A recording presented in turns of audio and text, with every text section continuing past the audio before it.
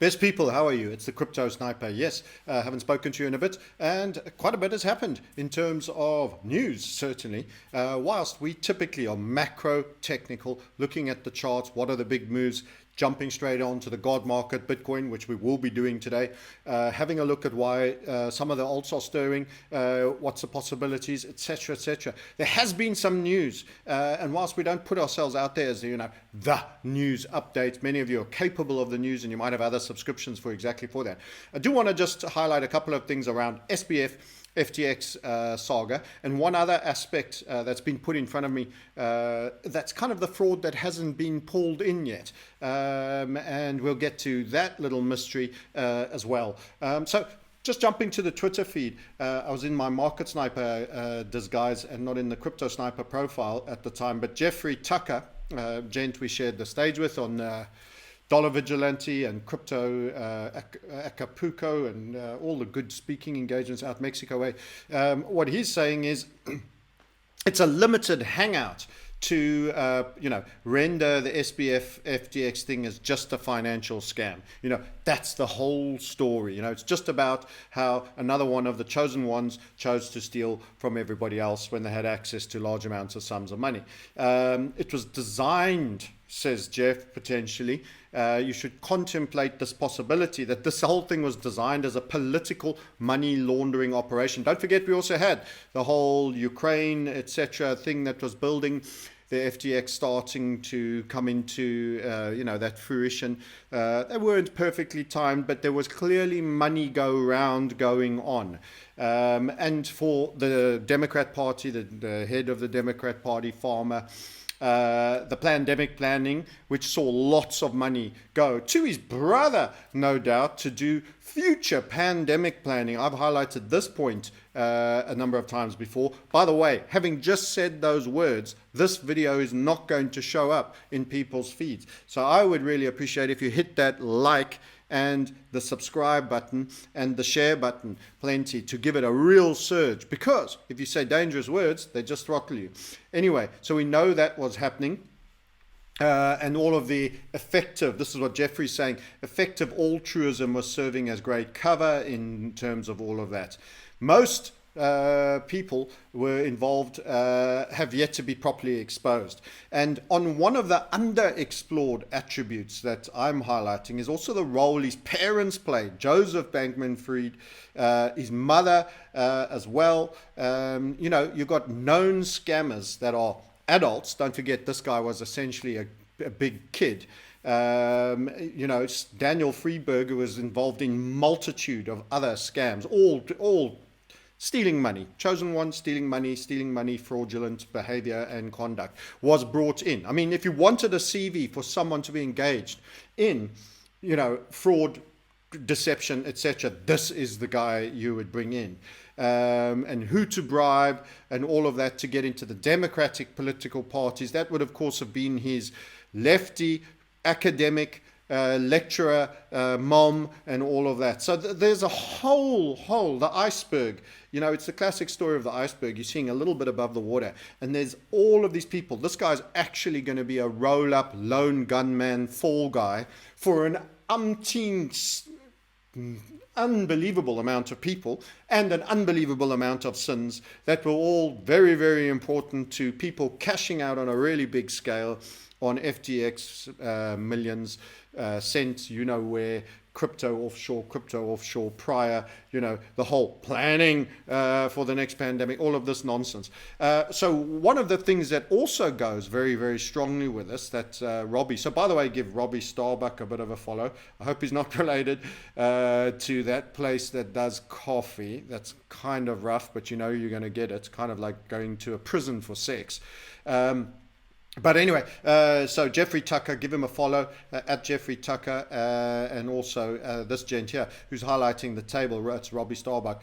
So let's just have a look at some of the. It's a difficult one to see. It's like one of those get your spectacles out. I'm not sure I'm going to be able to make this much bigger. But this is essentially all the Democrats, different segments of Democrats. you're not going to read it. I can't read it. I'm going to have to get my reading glasses out.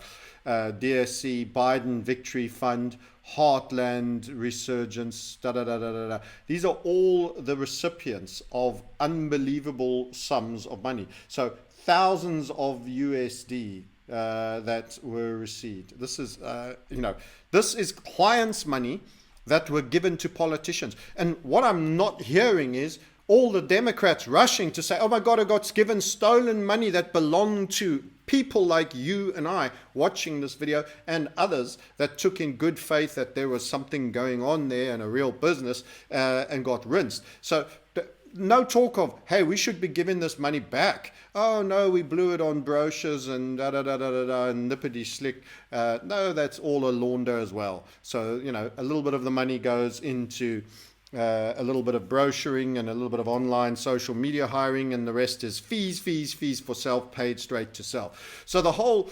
septicemia, the entire septic limb that is political discourse, has got away with a full-on shot, and we're going to have lone gunman SBF going down like this was all his idea. He did it all. He had all the political context of his own bat. He was running this. I mean, you wouldn't have enough hours in a day to open the amount of companies alone that this guy opened.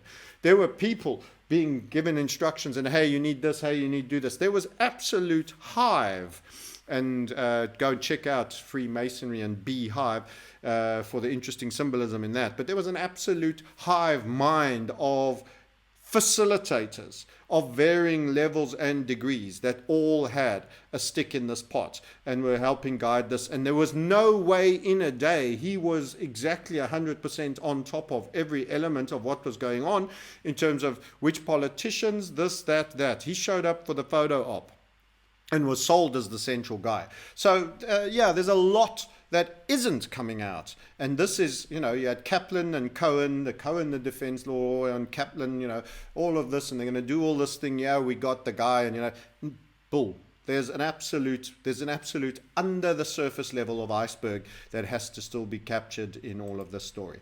And then there's the other fraud. Now, give this fine gent a follow, Real Vijay Boyapati, and there was a much more important fraud, he says, than SBF's embezzlement that also took place.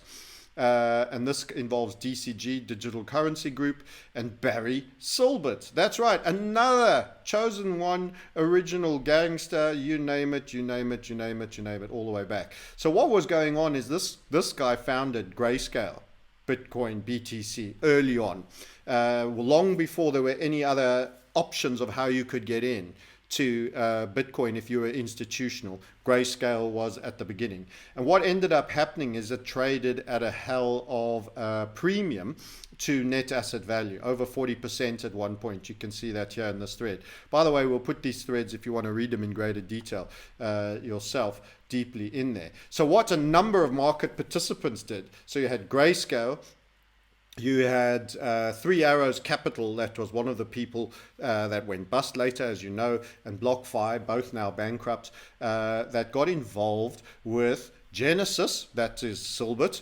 He owns a couple of businesses in the space, Grayscale, and of course he was facilitating lending to Three Arrows Capital that were all trying to farm the premium. So they were shorting Bitcoin and then pledging GBTC, and they were getting the premium, the net asset value premium that Grayscale had.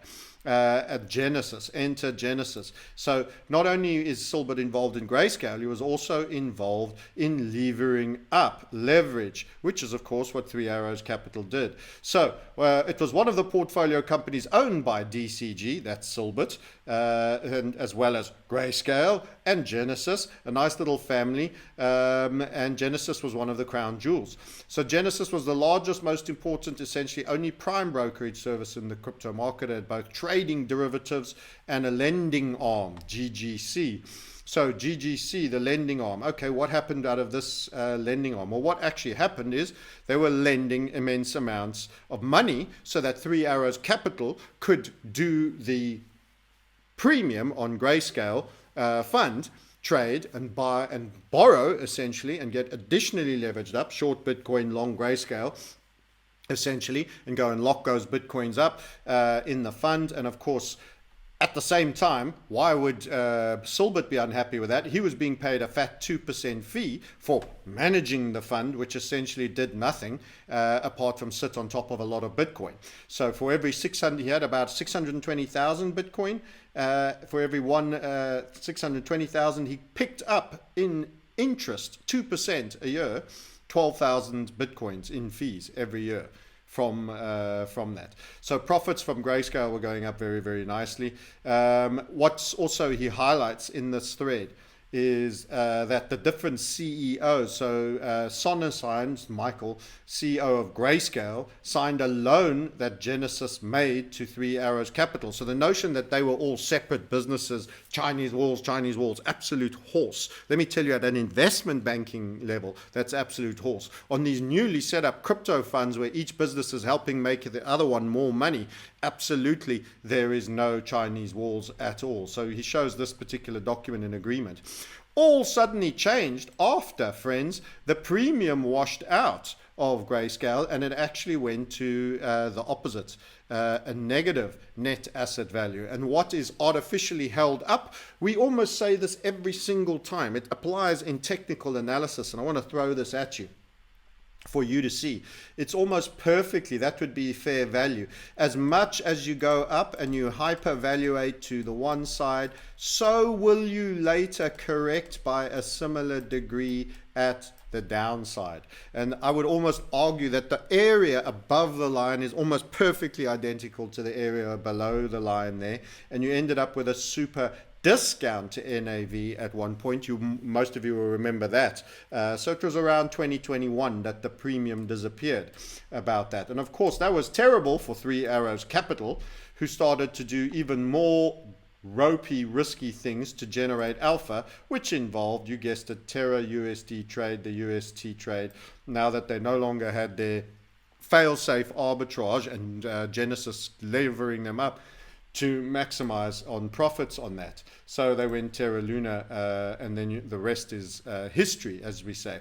But when Three Arrows went bust, they couldn't pay back Genesis. So Genesis, lender margin calls, Genesis was effectively bust because of its overborrowing to the likes of Three Arrows Capital. But it didn't go bust. It did exactly the same as what FTX. Instead of, hey, we're no longer technically solvent, we should, own up and close up shop. No, we're going to extend and pretend and work our way out of this, which involves Silbert providing a promissory note for 1.1 billion that had ridiculous terms, below market interest rates, couldn't be sold for a decade, etc., as if he had given that as a capital input. And as a result, hey, we don't have a capital shortfall, we just got capital. We just got a kind benefactor. Oh, he just happens to be the guy that owns all three supposedly separately operating businesses. And you arranged it with Michael Morrow, the CEO. And guess what? No client funds are impacted. We sold and are hedged and da-da-da-da-da. Everything's fine. All these same assurances, which has the exact same ring as FTX had. Of course, the assurances that were made in social media, etc., about all of these things. And in fact, VJ in his thread, which is very worthwhile reading, and as I say, we'll put it out there for you all to take a wee peek at, ends up showing that all the same aspects of what went on in FTX were again present here in this one. Only so far, and here is that particular one, deceptive balance sheets, so completely deceptive balance sheets with fake, worthless promissory notes. By the way, once Genesis went bust, that promissory note, Silbert's valuation on it was next to nothing of what was actually stated on the document as well. So again, he admitted that it was nothing, but at the time they pretended that it was a full-on asset worth the 1.1 billion. It's just like me saying, oh, you've got a hole in your personal finances. Well, I'll write a promissory note, Francis, hereby is sending you $10 million, cash it in, and this is an instrument, and you can sell it in the open market after 10 years, and here's the interest rate on it, and that's me standing good behind you, and it's worth absolutely nothing. It's like writing a massive check. There's no funds, there's no real valuation behind it. No one's going to buy that promissory note. It's somebody's word on paper. So it's just deceptive balance sheets, false public statements used to reassure investors, a small group of insiders perpetrating a financial fraud and knowing that they are doing this. Then they're doing this all shucks, I guess. We kind of got unlucky and got stupid, and it's just the risk of business. This is how they're trying to sell the whole whoops, I made a boom, type FTX thing. It's no like, you knew, you took funds, it was fraud and theft of funds. So a credulous financial media not even bothering to even ask questions. So we actually have another situation along with Genesis, with our owner behind both Genesis, Grayscale, and GGC, GGD, GD who's essentially perpetuated exactly the same primary faults and flaws that ended up seeing a lot of people, again, lose money, and hasn't been put away and hasn't even yet truly been arrested, although there are civil claims already being made, and they're most likely I would imagine on the tail end of the FTX SBF story to roll into something that should be looked at and see claims, unless of course they just want the lone gunman for all of this horrible error to take a fall, and then later when no one's listening, Biden on his last day will pardon him because he gave so much money to the Democrats, but he won't say that because he's just a kid who made a mistake. And he gets to keep all the money and the houses and everything else, and very few people actually get made whole to any meaningful degree, despite the fact that he was paying, tons of money. Anyway, that's your news wrap up, but I just think go and check that thread out. There's a lot more detail in all of what's going on there.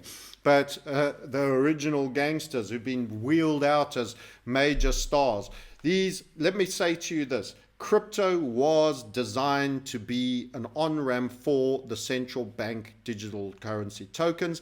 All the best performing likely alts are going to be almost surely status to some degree, from XRP to, you name the list, Ethereum, etc., etc., etc. And all the real privateer ones with good intentions of libertarian will become the likes of NEM and various other things that are just tapering to nothingness, don't have the scale, don't have the support, won't be pumped, haven't kissed and licked arse with politicians, government, and everything else. And more people are starting to realize the illusion or the delusion they were sold about becoming their own central bank, and that the digital money is going to be good for you, not programmed in any way to actually monitor you, surveil you, restrict you, occasionally prevent you from certain purchases and everything else. And you'll go, oh, but that's all the CBDC. These are on-ramp tokens that will be facilitating to various degrees the CBDCs. Anyway, let's go and hit the charts and take a look anyway, because we've got to try and make some money in this crypto game, and to do that we've got to know what's going up and what's going down and when and how and who might be overperforming. So let's go over to one of my first charts, which is Litecoin. In fact, I'm going to come back to this one. I'm going to take you first to Bitcoin. Let's go to Bitcoin. There we go. We've got to start with the God market and recap why we were wrong, because we were wrong. So we were bullish on an inverted head and shoulders. That inverted head and shoulders started to gestate too long. It made us nervous. We started to say, hold on a minute, why aren't you making progress? Typically, we expected our target that we'd called for in and around the 40K mark up top there to get done. And what ended up happening, this would be your line of progress, your aggregated, even uniform line of progress. Rarely does price behavior ever move like that, it has to be said. But initially we broke with such momentum, we were ahead of the game, Then we had a channel-based pullback that revisited the 25K. Immediately it was rejected with some momentum. It took us back up. We were in and around where we should be game-wise, but now we were starting to drift off, and then we fell again. This was a second revisit to our 25K. We didn't like that because by this time, 2/3 of the time we had allowed, because it spent a lot of time on the downside and then even at a deeper dip up and around this point over here. So by this point, we were 2/3 into our time frame, yet we were still just at our triggering event of our pattern. And that pointed to a loss of momentum, and that was a concern. So we said, at what point do we start to have a worry? And we said, is there a technical pattern that could be coming that was bearish? And we said, there's a possibility that on a rally here, you could in fact have a head and shoulder. And as a result of this now losing momentum, new forces seem to have come into play. We're concerned for the progress of Bitcoin, and we got out of our longs. So throughout this, for this pattern, we were a long only. Then, as this started to slow down, we said, you know what, we're going to take off our investment as well. So we shut our investment. We went into Tether, and we said we will even consider certain tokens to be short. So we looked at YFI, which actually did make us some money, and we got out of that, but we lost on Bitcoin. We shorted up and around the 29 level, and we were taken out quite promptly on that. A lot of that had to do with the news surrounding the ETF. So that narrative got warmed up again. We got a good run. And of course, we also had the dollar take a rest. It had been very dominantly strong. The Dixie, I think when we showed you the weekly chart, it had about 8 or 9 weeks in a row of solid strength, which had been part of the lean across Bitcoin's progress here. Suddenly we got a bit of respite. You had the debt markets make a lot of targets on the upside, and now we're getting a bit of respite. This led to the overall possible head being taken out by the subsequent price movement, and as a result it leaves us back to our original position where we're going, okay, it's still performing to its inverted head and shoulders to the bull side. We took off unnecessarily. We're getting back in higher. We've left some profit on the table, and we took some losses, small losses on the Bitcoin short. I didn't lose on Wi-Fi. It actually compensated slightly, but net down, it has to be said. So now we have this grinding price behavior. Now, there's a couple of things about what you do now, because now you kind of got a little bit out of sync, as I had done, in terms of Bitcoin's progress. And it's a question of what do you make of this technically. So to be clear, it is not as bullish as it was when it first broke. That was super high momentum, and it was triggering. It had all its time in front of it, lots of time to make its target, and it was ahead of schedule. Bear in mind, anything above this line is ahead of schedule. All this earlier part was all great performance, and it got for a short period back up there again. Below this line means you're behind schedule. So even now, after a pretty high momentum move, Bitcoin is behind schedule. So it's either going to make target, but make it late, or it's going to suddenly move very quickly. I'm probably in the late camp, or the possibly stall, take a bit longer. There's more to the story to come. It did lose its way, and it didn't have overriding dominance to be able to swim upstream against that dollar strength. It took an 8 count, and that's what worried us about if it's going to win that fight. So let's drop down to a lower time frame, and we catch the daily, 4 hourly. Now, typically, I would not technically rush in on an upward grinding structure like that. There's a bigger likelihood on balance of probabilities, and I have to say we've already, on balance of probabilities, there wasn't an expectation for a sudden spike. So already we've had an outlier event occur. Typically, a broadening structure, as we were illustrating earlier, is not generally something you pump out of the top of. So maybe I should just show that to you. If you didn't see the previous videos, again, what am I talking about? So the broadening structure that is ascending like this is not typically one that you break up out of. So here we draw it. I really wish it would stop putting that dumb label on there. Thank you so much for putting a black box over our chart. We do know it's Bitcoin that we're looking at. Thank you. Anyway, grumpy old man. So there we go. Broadening structure on a bull pole. Generally, you don't pop out the top as you did there. I did show against gold that you're still in the broadening structure. And typically when you do this thrashing around and you're getting increased volatility, in other words, you're going higher, it's actually getting further in its moves. After a while, you calm the hell down and you do a half move, which is to the splitter. So on the gold, you're still here. On the dollar, you've actually popped out and are grinding higher. So technically, it's not a rush in and buy point for me overall, but I do see a little bit of weakness in the dollar. So we had live trading day on Friday, and we got the non-farm payrolls number as well on that day, and it was an undershoot. This is probably very rare, the first undershoot in a while. So they've been giving us overshoots, everything is groovy, everything is awesome news, only to reset those numbers retrospectively 2 or 3 months significantly lower. So they keep saying, it's a beat, we're doing so great, and then much later saying, oh, but 3 or 4 months ago, that's been rated down and it wasn't actually a beat, it was a miss. And 6 months before that, etc., etc. So it's skullduggery, it's lies, damn lies and statistics. And this time, they just came out and it was an out-and-out miss.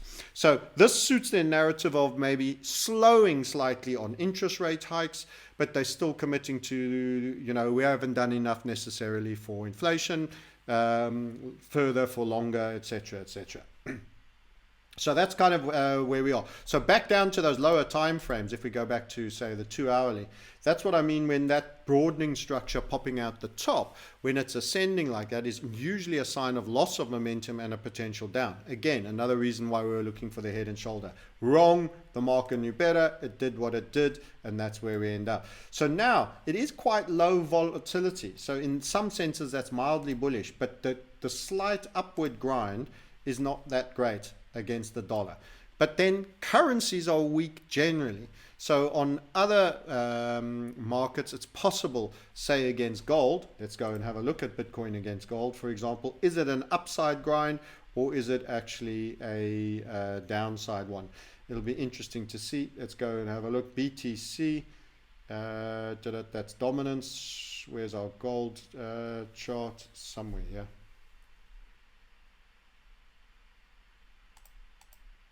That would be the one. And you are also against gold, getting a bit of an upward grind to it. So gold has been a little bit slow as well. So you're not actually getting a downside one. A little bit of levels in here. Little bit of levels. I don't know. You could come out of this and just run for your 40,000. It's possible.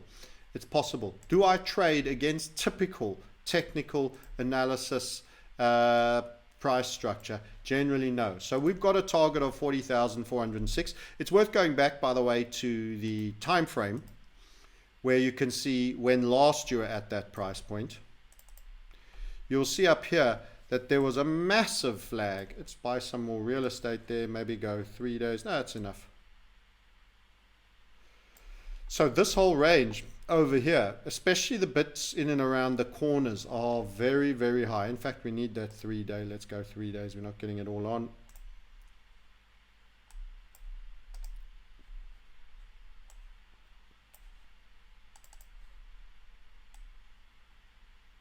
So you can see over here, when we look at that target, it's running straight through the apex of this flag, which is kind of the midpoint of this entire rectangle that occurred. It's almost the diagonal.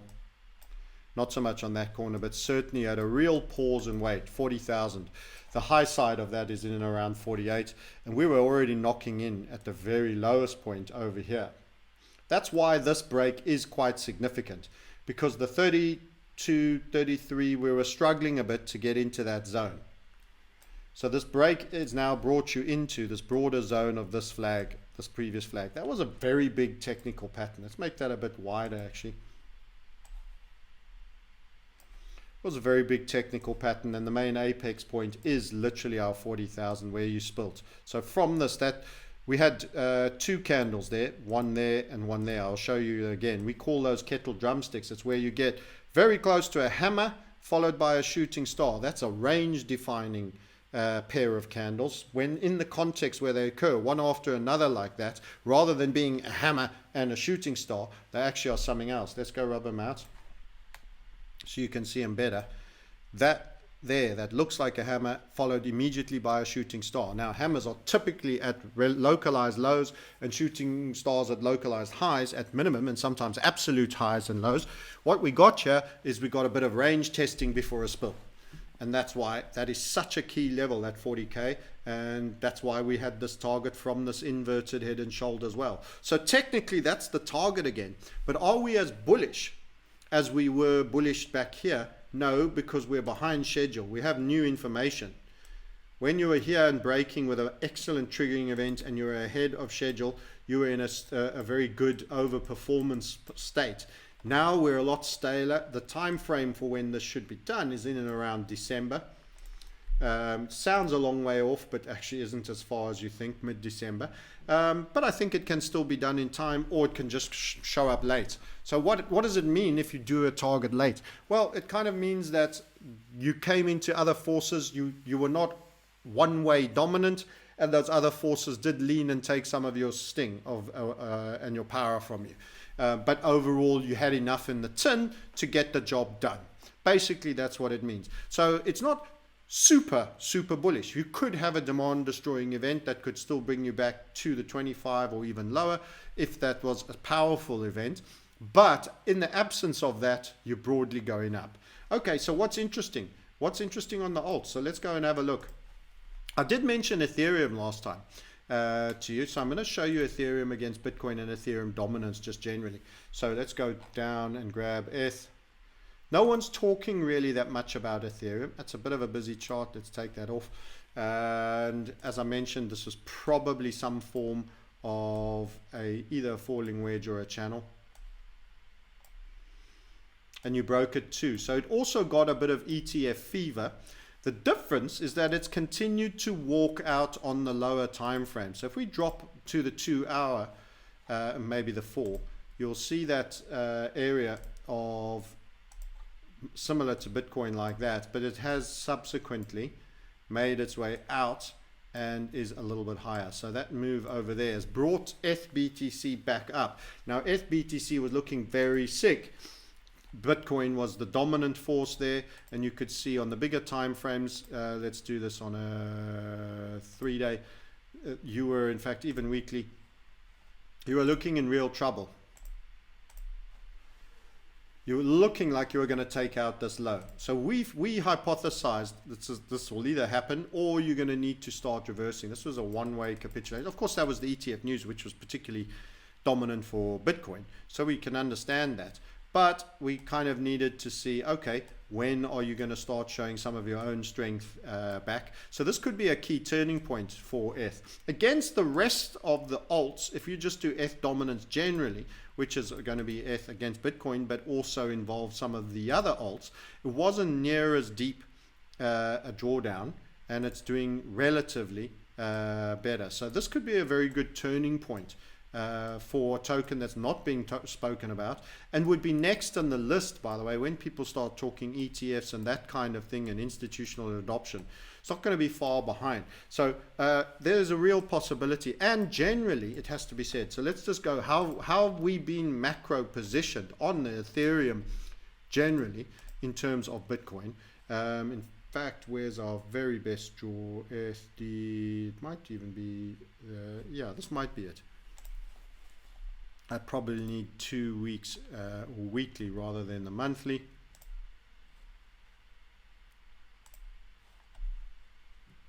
Let's get 2 weeks so we can get a little bit more of the action in. So from the very beginning, let's pull this out. This has been, nothing has macro changed for us in terms of this. Let's go log scale as well. So that's going to just bring a few things into the frame. So we did say this is a head and shoulder, the gray head and shoulder, this one over here.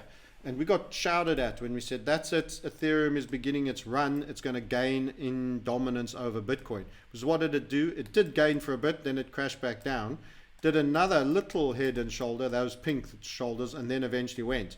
But we took a lot of stick for the fact that it didn't go up in a straight line at the time.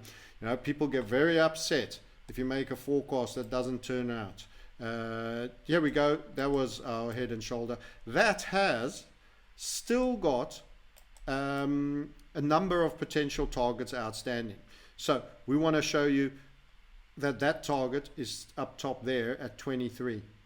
You see the pink line, that's that one, the one I'm now drawing in blue. That is still outstanding at 23.78, you're sitting at 17.54. So that's part of what our technical draw has done. So if this starts to turn, remember we're now on a fortnight over here, it's starting to do a little hammer on the fortnight. You saw it on the lower time frames. There's actually a number of green candles now for ETH. You start to get that target come back into play. Also, we've highlighted there's far bigger in terms of this neckline over here. There's already quite a big pink, and as well another pink right shoulder, and the overall head and shoulder, the entire head and shoulder structure here is like a macro head. So that is sitting there. Now that would take well past, if that's to happen. Now, not every head and shoulder performs, particularly as you start going up, but the bigger time frames tend to have more consistent liability, but eventually something fails. You don't go on up forever. So we'll see. We'll see if this one also has its potential to make upside. That could see a very juicy 34%. That would see Ethereum being pretty damn dominant. But difficult for many to see. But let me just warn you, you've been 31% before. Obviously, a lot more alts have come out since then. That was around about 2017, mid-year. So there's a lot more competition, it has to be said. But you have been at 31% before. So, you know, might sound far out, 1754, but we'll see. The most important pattern I'd like to see is that going to give us a nice volatility squeeze on our 20% level. This is a key round number. Don't let me miss out telling you guys and reminding you about this. 20%. That could see it going. Am I a big F fan? No. They're all status bastards. They're going to put all your property on there. I don't have love. I'm dispassionately looking at a chart and saying what could happen. That's it. So I'm going to leave that right there with a couple of upside forecasts. Were you to run this low, however, that would be a very negative. So since this event, since the lows here, this was a tough time. This was all about gas prices being too high, yada, yada, fish-based, all of this. So it's been unpopular before. And everybody was taking a run and we'll be cheaper, we'll be faster, we'll be everything, da, da, da, da, da. You have no place in this world, apart from the fact that it's status crawling with academics that are all there ready to strip you of your assets and have NFTs, you know, tokenization for everything you own. But let's ignore that reset fact and just accept the fact that once it broke off this little head and shoulders, post its pullback on its original fake break and pullback, it then ran all the way up to 20%, and we'd forecast that. That target was there, and we forecast that. That target is still there, and that was a great call to say that you're going to get up to 19%. Don't forget, back then, you were even down to low single digits over here, and around here, you were barely getting into the doubles. So we'll see if that continued cycle of, in the next bull market, of market caps creep for Ethereum plays out. That we will do. So I started and I teased you with Litecoin a little bit here. We had our first upside HVF in a new trend which can overperform, which was setting up, and that's broken, and then it's squeezed again, and we were discussing that in the community, and that's got broken further. So we can certainly see 77.2 plus a bit of overperformance. Don't forget, it's kind of like a Bitcoin proxy cheap version, copycat token. Litecoin, it seems to be looked after, it seems to be in the game, and that certainly is somewhat encouraging. How's its dominance doing? Well, it's not in the top of the dominance tables anymore, but it does look like that is a little rounded bottom that seems to be finished going down. So you could have a little bit of catch up on this fella. Again, no fanboy of very few of these tokens in the top 10, to be honest. Can't think of many things, you know, I feel likable towards. This is our digital money. There's no doubt that the biggest utilizers, just like drones, are going to be statism things. You know, it's going to be military industrial complex. It's going to be surveillance industrial complex. It's going to be statist. And for you, you know, you're going to comply or die. So Bitcoin, Ethereum, obviously a stable. BNB, we haven't been fans of. It was downside initially during that pullback phase and that underperformance period of Bitcoin that we got out. And BNB has since floated up a little bit. It was really hard sold, so it's actually had a bit of a bounce, quite a reasonable bounce. XRP is one of the key star tokens at the moment. You can see in the last 7 days it's up 23%. So it's left you know, the 49s, etc., and it definitely warrants watching. And we've said to many of you that this guy is going to be the one you're going to need to watch, and it's statist. It's going to be utilized for these central bank digital tokens, and if you're invested in it, that's a good thing. That's our take. It doesn't mean it's a good thing for all of us in terms of our freedom. So we've highlighted before that this structure is a squeeze higher structure. This is the dominance chart. I'll be going over to the dollar chart in a fair bit. XRP is back and in the running, and you will get your opportunity to make good beans. That was a triggering event that was very positive, and you pull back into your funnel. This target, however, is some way up. You see it up top there. Let's get the percentage, 6.64. You were downs at 1.5. We've had an outside 6.64 target waiting for this one for a while. It fizzled back after doing its small HVF. That's on the dollar. Let's go take you to that dollar chart so that you can see that. So here we go, and now you're on 71%. Let's show you on the bigger time frame. We're going to need a second week, maybe a third.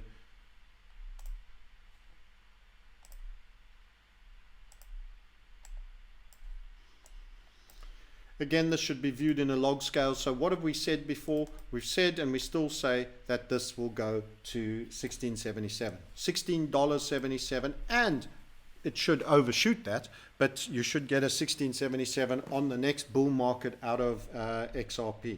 Let's just take the lines and the drawings off. So when some people show me their independent smaller tokens, I highlight how all of them have crashed all the way back down. The key thing here is this token has been around long enough. This is its base from 14, 15, 16, 17.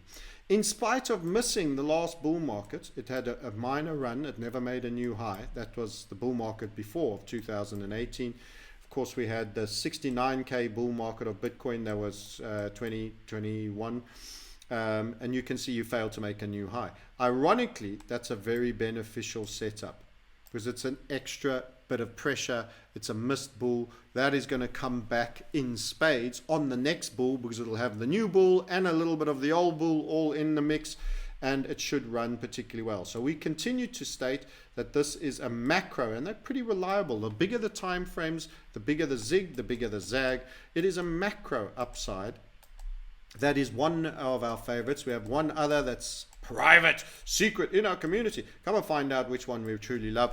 Just book a call in the link below, that very first link below. Book a call about maximizing your crypto wealth in the next coming bull market. So this is creeping up, a little bit of a channel grind in it. I'd prefer if it wasn't in a channel grind, tiny bit of a channel grind. But at some point, I think it gets and makes a 3, and then we might ease back down and soften, and then we go. And when we go, I think we're going to go big, and hence why I could see us clearing that $16.77 mark with a very strong move to the upside. We are getting closer to that point. So the last time we hyped XRP and we spoke about it, is we said there's a short-term move coming, not too far away. Some of you may remember that, and since then we haven't discussed it much intentionally because it's not interesting. We come back when things are interesting. We go and we find things that are looking interesting at the time, and then otherwise we stay away from them if they're not interesting. So let's just highlight that event. That was this break over here, and what did you get? You got a judicial outcome that snapped this. And thankfully, I got out before this went all the way back. It actually came back lower at one point than the original break entries that we made. So it was a very beneficial pump to be part of. And it did our investment absolute wonders. And we had trading opportunities in that. So we were leveraged long as well, moderately, 2-3 times, and with targets to take off. However, it didn't crack on. We waited in some of this mix. I didn't get out right at the top, and I didn't like that structure, and we took what we had over there. So we are now back at those levels. You can see I had an absolute cluster of levels that we were drawing in there. It's worth going and having a look on the lower time. So my XRP fanboys, give this YouTube a like and a share. Your man is giving you some attention and talking about your token, and in a positive fashion. And it's going to help. So go ahead, give us some share and some love. Get us on your favorite podcast as well, because this is doing really well. So let's just get that point. Hold on. So we actually drew this as well, a retrospective draw. That target got made. You squeezed again and you ran again into the cluster of key levels of significance. You also broke this last level, so you wound up a little bit here to get past this last level. So there was a bit of a level there. So all of that was a bit heavy. Note how you tend to need to squeeze and wind up to smash to get to a new set of levels. There was a lot of TA we were doing at the time over here, and we were taking our profits then at the 71, even though it had gone as high as 90s. We got in at the 47s and 48s. So that was this structure here. That was this structure here. Big spike up, too fast up and down, very big bloated second impulse, not much zip left in the can. Basing ascending grind line along the lows, that was your signal. Get out, get out, get out. And you know what? It went all the way down. So I hope you didn't round trip on that. But if you did, don't worry, you'll get another chance. Not every time is it going to round trip. And in this market, you're probably going to get an opportunity where that won't be the case. What do we most want out of XRP right now? So what do we most want XRP to do right now that'll help set up the structure where I put it forward to you that you could be in the running for that near $17 target run with possible overshoot to that? Well, what we really need is for it to get around $1.12.5. And there's a reason for that. Those that know our patterns will know that. But we want it to get at least halfway back up there. So what is halfway? Well, we can tell you that, and I'm pretty sure if I recall right, it's around 112.5. Yeah, 112.5. Yeah, 112.5. Want to get to that black line ish. Now, many of you will be already pretty excited by that as a move. So if we get Bitcoin through to 40,000, even if he runs late, never mind, that's all the narrative with that. He runs late, he runs on time, whatever the case may be. If we get XRP up to 112.5, it can then rest and pull back. We are on schedule for a great move, but it's not next week, it's not next month. This is likely to be 2024, and it won't necessarily be January 24. But if in the, let's say before the year end, we've got a 112.5 run, and then we started simmering and coming a little bit back off, I would be getting very excited for the next 6 months that we would have a triggering event. And of course, we're reaching that point where the bull market should start to be really properly in situ. 2024. I imagine a lot of things are going to be going a bit cranky in the traditional markets. Let's hope that there will be enough zip left in crypto. If you are over leveraged and there's a demand destroying event, my friends, you will be wiped out. So remember, I just need to give everybody a little bit of pain therapy to avoid not getting killed. My game is to try keep you in the game and prevent you from getting killed. Remember this, good people. Please remember this. Before the big HVF that we warned everybody would see and would break to the upside, you thought you had a low and you went up here, you were in and around 10K. You had a major shock event that crashed Bitcoin to 4K before it ended up going to your 64 and 69K highs. If you were leveraged long and you took your eye off the screens, you could have been killed as part of that down leg and never had anything in your hat to enjoy what was a single-minded month, second month, third month, fourth month, fifth month, sixth month, non-stop, half a year, net up each month. In a big way. Even on the weekly basis, as you would have had tons of weeks just going up, uppity, up from that break there. This killed you if you were over leveraged. In other words, investment first. There are rare, unique moments where leverage may be employed. And that break at the first cup gold nugget, once we started getting out of here, the second most important mini HVF over there, that was your chance to get long. And largely each week gave you money.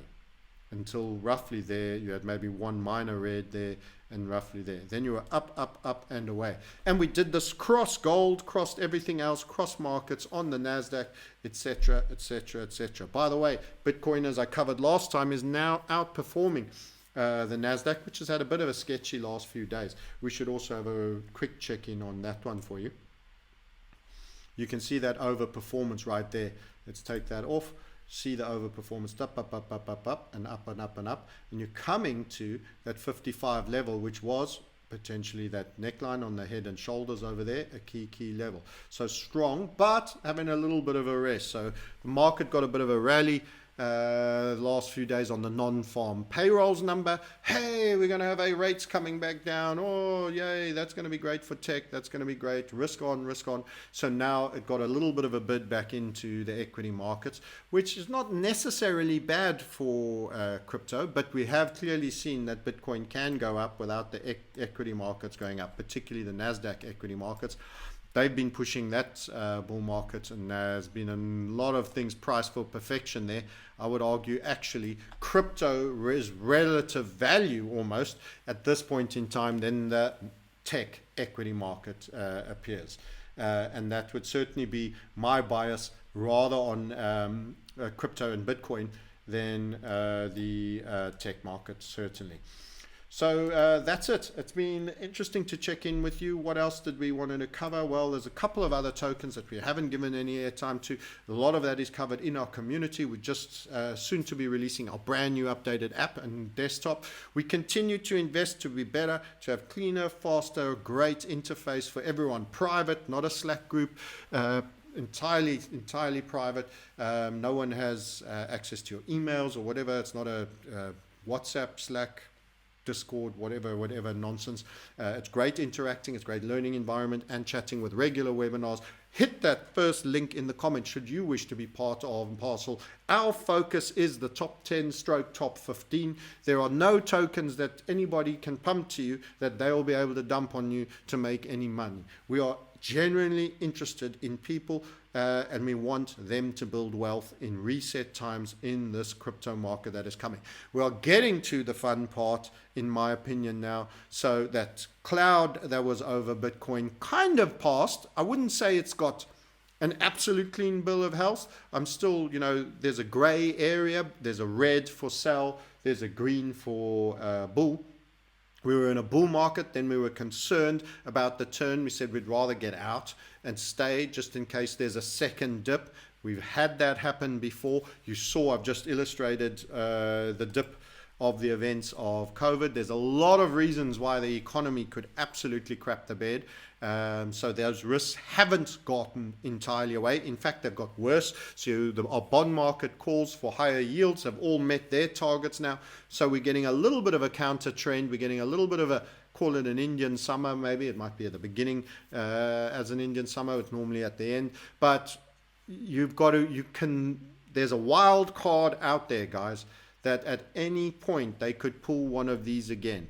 And if you are over leveraged and you can't just hodl on through it, if you have investment crypto, you are going to get bust. And don't forget, as those things happen, you're more likely to lose your job. You're more likely to have lost your bank accounts or your values. You're more likely to have your home value drop. You're more likely to have your equity portfolio drop. You're more likely to have a lot of bearish stuff happen to you that ain't going to be making you feel too pucker.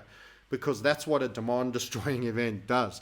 There's something big that hits you in the pocket, and they make sure it hits you because they're there to make you feel fearful and less well. It's very hard to buy at those points. Everyone says buy when there's blood in the streets. It's a harder thing to do because you're bleeding too, and the last thing you want to do is run around buying when you're bleeding your balls out, and that tends to be the way. So don't have debt. Watch an interest rate spike. We have a real interest rate spike theory that dovetails with a potential spike in the dollar and causing lots of international currency risk, and that could cause real heartache across the Western economies. So be careful out there. Hit the link below. Thanks for watching.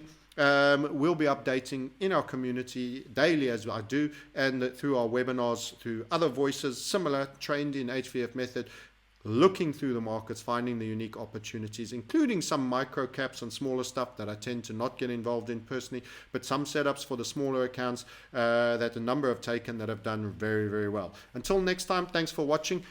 You with the Crypto Sniper, watch out for those SBF and those other potential fraudulent events that could spill out, that could also have a bearish effect on crypto.